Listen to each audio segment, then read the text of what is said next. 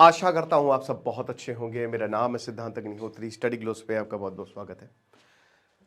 एक दो चीज़ें मैं आपको बताना चाह रहा हूँ। पहली बात, कल मैंने एक लेक्चर लिया भारत का इतिहास।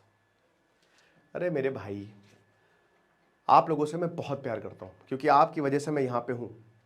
मुझे अपने ज्ञान को एक्सपैंड और आपको देने का मौका मिल रहा है। अच्छी बात है, मुझे बहुत अच्छा लगता है क्योंकि अगर आप नहीं होंगे तो हम सब नहीं होंगे। जो आप सुन रहे हैं, मेरे लिए ऐसा नहीं है कि एक लाख आ गए व्यूज़ या 1.5 लाख आ गए व्यूज़ या कुछ भी नहीं आए व्यूज़। पर जो एक इंसान जो बैठा है, फ़ोन पे देख रहा है, लैपटॉप पे देख रहा है, जहाँ पे भी देख रहा है, वो मेरे लिए बहुत महत्वपूर्ण है। 90% कमेंट्स अच्छे होते हैं, लेकिन कुछ लोगों को पता नहीं क्या प्रॉब्लम है। वो खाली थंबनेल देखते हैं, वो खाली टॉपिक देखते हैं, वो अंदर का कंटेंट देखते ही नहीं है। इनके लिए मैं कुछ कर नहीं सकता। एक्चुअली यूट्यूब ने एक प्रॉब्लम की है कि वो ब्लॉक का ऑप्शन नहीं देता है। ठीक है, इनको मैं हाइड कर देता हूँ, बट ब्लॉक का ऑप्शन मैं यूट्यूब से रिक्वेस्ट करूंगा कि मैं पहली फुर्सत में निकलो भाई, मुझे आप लोगों की ज़रूरत नहीं है। टॉक्सिसिटी भाई मुझे ना ज़्यादा पसंद है और ना मैं इतना झेलता हूँ। ठीक है, कोई प्रॉब्लम नहीं है। आप लोग कंस्ट्रक्टिव क्रिटिसिज्म करते हैं, मुझे बहुत अच्छा लगता है। आप बताते हैं सर ये करिए, ऐसा करिए, तो मैं वो चीज़ इंप्लीमेंट भी करता हूँ। लेकिन कुछ लोग भाई, वो लेक्चर अलग है, उसका कंटेक्स्ट अलग है, उसका प्रेजेंट में कंटेक्स्ट है ही नहीं। मैंने किस तरीके से वो लेक्चर बताया और इतना बहुत शानदार कंटेंट है उसमें, मैंने पूरा इतिहास बताया, बट ज़बरदस्ती हर चीज़ में। तो वही बता रहे ना कि कुछ का प्रोपेगेंडा होता है, कुछ की अपनी आइडियोलॉजी होती है। और मैं बोलूँगा कि अगर इस तरीके की मानसिकता आप रखेंगे तो आप कभी आगे नहीं बढ़ पाएंगे। ब्लंट एडवाइस है ये, याद रखिएगा। ठीक है, बाकी जो है हो सकता है मुझसे कुछ गलती हो जाती हो तो आप लोग कमेंट बॉक्स में बिल्कुल बताइए। मुझे बहुत प्यार है आपसे भाई, आप जब भी मिलते हैं मुझसे तो मुझे बहुत अच्छा लगता है। मैं तो काफ़ी बात भी करता हूँ, तो थैंक यू सो मच कि आपकी वजह से मैं यहाँ पे हूँ। बट ये उनके लिए है, ठीक है। और जो कहते हैं ना सर अनसब्सक्राइब करो, भाई अभी इसी वक्त निकलो। मैं बता तो रहा हूँ कि वो मेरे पास बटन नहीं है ब्लॉक का, वरना तो मैं तुरंत ही वो ब्लॉक करता सीधा। कोई बात नहीं। तो सबसे पहली बात ये है कि जो मिडिल ईस्ट में वॉर चल रहा है, ये सऊदी तक तो पहुंच ही गया है, सऊदी अरब तक पहुंच गया है।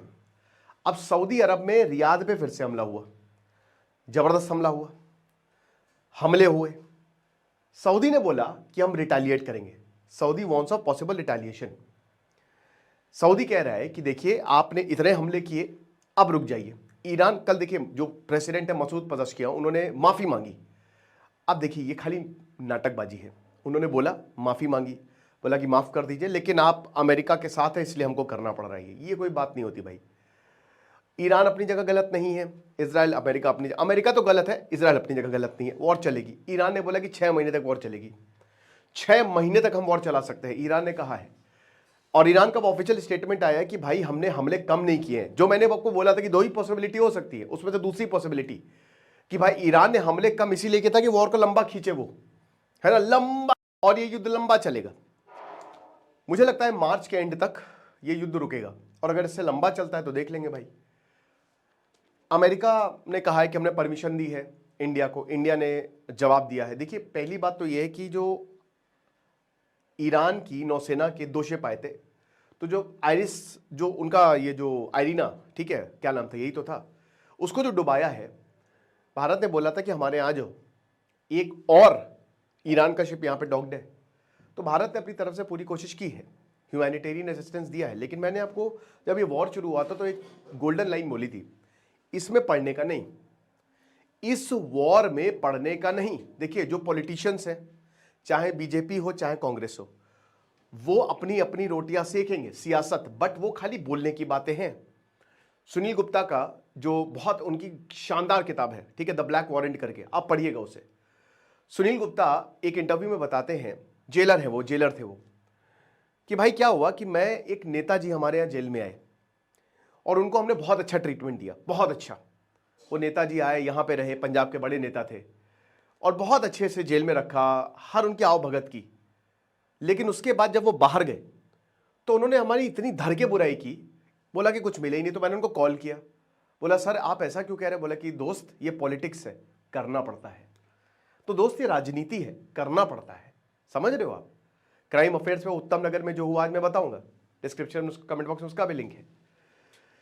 तो भाई ये सब पॉलिटिक्स है, हमको जियो पॉलिटिक्स देखनी है कि हमारे नेशनल इंटरेस्ट के लिए, राष्ट्र हित के लिए क्या जरूरी है। एलपीजी के दाम बढ़ गए हैं, कहा तो यही जा रहा है भाई, पेट्रोल के दाम नहीं बढ़ने चाहिए, यही तो दिक्कत है। सरकार पेट्रोल के दाम बढ़ा तो तुरंत देगी, लेकिन जब घटेंगे तो घटाती नहीं है।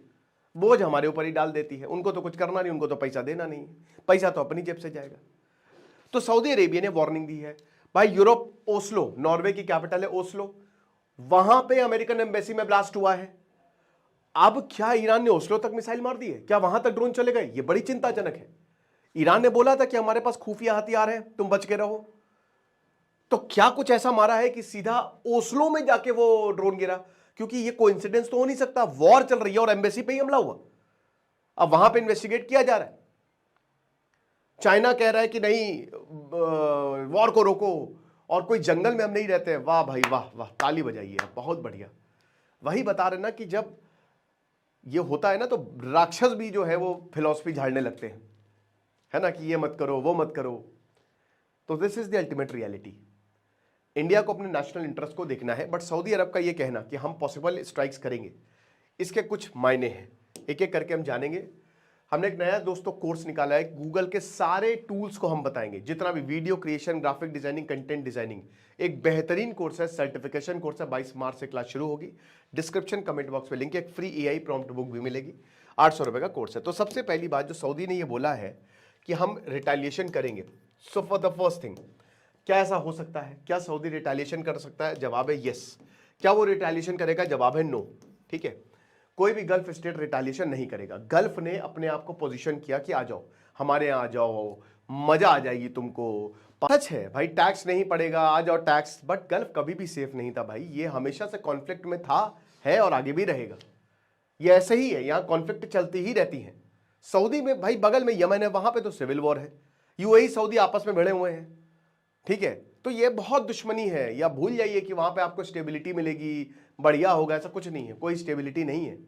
इजराइल में भी कोई स्टेबिलिटी नहीं है। देखिए, मृतकों का आंकड़ा छुपाया जा रहा है। ईरान में तो 1000 से ऊपर मौतें हुई है, 1 लाख लोग डिस्प्लेस हो गए हैं। लेकिन इजराइल में 6 लोग नहीं मरे हैं, ज्यादा मरे हैं। जो वहां पे लोग रह रहे हैं उनकी टेस्टिमनी देखिए। कुछ कह रहे हैं वहां पे कि भैया हमारे पड़ोसी में तो 2 घर साफ हो गए, तो 6 लोग कैसे मर गए? अमेरिका में भी आंकड़ा छुपाया जा रहा है। अमेरिका में डोनाल्ड ट्रंप को बहुत गरियाया जा रहा है। जिमी किमेल बहुत बढ़िया शो करते हैं वो, देखिए उनका। हर कोई अमेरिका बोल रहा है कि भाई डोनाल्ड ट्रंप पागल हो चुका है, पूरी तरीके से पगला चुका है। अमेरिका का थर्ड सिस्टम खत्म कर दिया, रेडार गया इनका, $300 मिलियन गए। तो रुझान आने लगे हैं, शुरुआती रुझान। ईरान कह रहा है कि 6 महीने तक वॉर चला देगा, वो 1 साल तक भी चला सकता है, आपको नहीं पता। बट क्या अमेरिका चला पाएगा? इजराइल चला पाएगा? बहुत मुश्किल है। 2 महीने पहले मैंने आपको एक चीज बताई थी, एक बहुत शानदार लेक्चर था, उसका लिंक दे दूंगा मैं डिस्क्रिप्शन में, डॉलर को लेकर, कि जब भी अमेरिका का डॉलर थ्रेटन होगा, क्यों सोने के प्राइस ऊपर जा रहे हैं? यही चाइना की वजह से, कि चाइना कह रहे हैं कि अब डॉलर को हटाते, रिजर्व करेंसी जब तक नहीं बनती सोना लेते रहो। अब उसके बाद सेकंड पॉइंट, पाकिस्तान की बारी आती है। देखिए पाकिस्तान जो है ना, जैसे मान लीजिए 4-5 लोग जो है बहुत अच्छी डिस्कशन कर रहे हैं। एक जो नहीं होता एकदम ही बिल्कुल ही, जिसको कुछ नॉलेज नहीं आती, एकदम अनपढ़ गवार सा, हमको भी लाओ अंदर, वो है पाकिस्तान। इन्होंने पेट्रोल के प्राइस एकदम से बढ़ा दिए, 60-70 रुपए इन्होंने पेट्रोल के प्राइस बढ़ा दिए। ठीक है, पाकिस्तान ने ये स्टेटमेंट दी थी कि हम मार देंगे और हम सऊदी के साथ डिफेंस पैक्ट में, डिफेंस पैक्ट फर्जी में, अभी आपको 1 मिनट आप मुझे दीजिए। भाई एक बात बताओ, गल्फ जो है, गल्फ में अमेरिका का सिक्योरिटी सिस्टम है।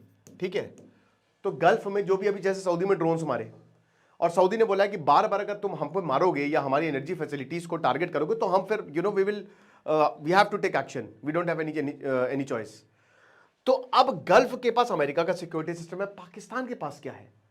अगर मान लीजिए कि पाकिस्तान सऊदी युद्ध में शामिल हो गया, सऊदी के साथ डिफेंस पैक्ट है, तो ईरान पाकिस्तान पे मारेगा बम, मिसाइलें, और इनका वो 2 कौड़ी का वही, वो जो made in China HQ-9 defence system, China खुद तो वो अपने लिए यूज नहीं करता है, खुद तो वो रशिया S-400 का यूज कर रहा है। भाई इतना बम मारेगा कि इस्लामाबाद बचेगा ही नहीं, लाहौर बचेगा ही नहीं, आप समझ रहे? तो पाकिस्तान के डिफेंस सिस्टम 2 कौड़ी के हैं, और ऊपर से आप ईरान पर हमला करोगे तो ईरान कितना हमला करेगा? तो ये खाली वही कह रहे हैं ना कि ये राजनीति है, ये खाली पॉलिटिक्स है, कि बस स्टेटमेंट दो और चुप्पे से निकल लो, ताकि किसी को, ये खाली 3 देश युद्ध लड़ रहे हैं, उनको लड़ने दो, लड़कट मर जाने दो। अमेरिका, इजराइल, ईरान लड़ेंगे, लड़के दोनों 4-4 कंटाप खाएंगे दोनों, तीनों देश, और उसके बाद शांत हो जाएंगे। फिर 6 महीने बाद लड़ेंगे, फिर शांत हो जाएंगे। यही होगा, ये पैटर्न है, जब तक ट्रंप रहेगा यही होने वाला है। ठीक है, तो 4 साल आप ये मान के चलिए, तो इसलिए चुपचाप अपना काम करते रहिए। हमारे जो नेशनल इंटरेस्ट में हम वो करते रहे, बाकी पूरी दुनिया अपना काम करते रहे, है ना। वो आप बगल में लड़ते लड़ने लो, मिसाइल मार दो, खत्म हो जाओ, यही होगा। कर लो 13वां क्रूसेड कर लो, है ना। मैं तो कह ही रहा हूं कि भैया आप करो धर्म युद्ध, लड़ जाओ, बढ़िया, यरूशलेम में जाके लड़ो, तो यही होने वाला है, ठीक है। उसके बाद तीसरा पॉइंट जो है, देखिए मोहम्मद बिन सलमान, प्रॉब्लम क्या है ना कि सऊदी को ये डर है कि भाई इन्वेस्टमेंट ना चली जाए, और ये हर किसी को डर है। पूरी दुनिया ने गल्फ में इन्वेस्टमेंट की है। जब मैं पूरी दुनिया बोल रहा हूं तो आप वेस्ट, लेकिन चाइना और रशिया भी है इसमें, तो दुनिया के अमीरों ने इन्वेस्ट किया है। मैं आपको बस 1 मिनट आपको डिटूर लेंगे। जैसे रॉथस्चाइल्ड है, ये फैमिली बहुत भयानक है, और इन्हीं ने ही $18 बिलियन दिए थे, तब जाके यहूदियों ने फिलिस्तीन में 1918 में लैंड खरीदा था, जमीनें खरीदी थी, तो इन्होंने मदद करी थी, ये बात ठीक है। ऐसा ही बहुत सारी फैमिलीज ने, अमेरिका के बड़े बड़े इन्वेस्टर्स ने गल्फ में इन्वेस्ट किया है, गल्फ को एक सेफ हेवन दिखाया है, सबसे बढ़िया है, आप गल्फ में आइए। तो दुनिया की बड़ी बड़ी कंपनीज आपको गल्फ में मिलेंगी, बड़ी बड़ी कंपनीज। बल्कि यहां पे पानी की भारी किल्लत है, बहुत भारी किल्लत है पानी की, और बड़ी बड़ी कंपनी, स्पेशली जो डेटा सेंटर, बड़े बहुत अच्छा खासा पानी की जरूरत पड़ती है, बट फिर भी क्योंकि ब्रांडिंग ऐसी हुई है तो गल्फ में इन्वेस्टमेंट है। अब डर यह है कि भाई यहां पे हो रहा है हमला, तो कहीं ऐसा ना हो कि इन्वेस्टर्स जो है अपना पैसा वापस खींच ले। तो इसीलिए भाई पहली बात तो गल्फ युद्ध नहीं करेगा, गल्फ अटैक नहीं करेगा, और दूसरी चीज अपने उसको इस इंटरेस्ट को भी बचाना, क्योंकि मोहम्मद बिन सलमान ने बोला कि विजन 2030 हम ऐसा बना देंगे, एक शहर ऐसा बना देंगे कि मजा आ जाएगा, फ्यूचरिस्टिक सिटी, बट वो एकदम ठंडा पड़ गया है। तो एक तरीके से ये जो गल्फ है ना, यहाँ पे इनका भविष्य जो है ना, इनका मुस्तकबिल, इनका भविष्य अंधेरे में है। अगर ऐसे ही होता रहा तो इन्वेस्टर्स धीमे धीमे पैसा खींचने लगेंगे, फिर कुछ बचेगा नहीं, ये चीज है। तो आई होप ये 3 पॉइंट में आपको चीजें समझ में आई होगी। बाकी अपडेट्स वही है, बेरूत में लगातार हमला हुआ है, भयंकर। बेरूत, ऐसा एक आर्टिकल में पढ़ रहा था, वो बता रहे कि लोग भाग गए हैं वहां से, और इजराइल की फोर्सेस लेबनान में उतर गई। देखिए क्या हुआ ना कि मैं आपको एक छोटा सा और चीज बता देता हूँ, चलिए आपको काफी मजा आएगी। 2 दशकों, जैसे जब से हिजबुल्लाह बना तो इजराइल को बहुत मारा। इजराइल 2006 में जो वॉर हुआ उसमें इजराइल जीता नहीं, ना ही हारा, बट इजराइल को पीछे हटना पड़ा। 2000 में हिजबुल्लाह ने मार मार के लेबनान से खदेड़ दिया इजराइल को, और उसके बाद हमास, लेकिन जो 7 अक्टूबर 2023 को जो हमास ने हमला किया ना, उसके बाद चीजें बदल गई। उसके बाद इजराइल ने फिर इतना मारा, इतना बम बरसाया, इजराइल ने बोला बहुत हुआ सम्मान, फिर इजराइल ने तबाही मचा डाली। और अब ये जो आपको लगता है कि ये जो प्रॉक्सीज ग्रुप है उनको ईरान जो है वो आदेश दे रहा है, आपको ये बहुत बड़ी गलत फहमी है। एक डिफेंस एनालिस्ट बोल रहे थे भाई ये प्रॉक्सी ग्रुप इंडिपेंडेंट है, और इस समय वो सर्वाइवल के लिए लड़ रहे हैं, वो जीतने के लिए नहीं लड़ रहे हैं। याहिया सिनवार को मार दिया, इस्माइल हानिया को मार दिया, अरे वो कौन था हिजबुल्लाह का चीफ, हसन नसरल्लाह को मार दिया, है ना भाई, सबको निपटा दिया। डर के मारे ईरान मीटिंग नहीं कर रहा है कि अगर हम लीडर चुनेंगे तो हमको मार देगा, इजराइल ट्रैक कर देगा। डर, अभी तक कोई leader, Iran is without leader. अभी इनकी स्ट्रैटेजी भी हो सकती है, डर भी हो सकता है, दोनों चीजें हो सकती है कि ट्रैक करके मार देंगे, ये हालात है। तो इसीलिए जो 2023 वॉर थी ना, दैट चेंज्ड एवरीथिंग। और अब इजराइल को पता है कि इससे बढ़िया मौका फिर कहां मिलेगा, जहां पे मार सकते हो मार दो, निपटा दो सबको। तो ये है। बाकी आपको क्या लगता है मुझे कमेंट बॉक्स में बताइएगा। और जो बहुत ही शानदार हमारा गूगल का कोर्स है, सारे गूगल के टूल्स आप समझ जाओगे, डिस्क्रिप्शन कमेंट बॉक्स में लिंक है। Thank you so much.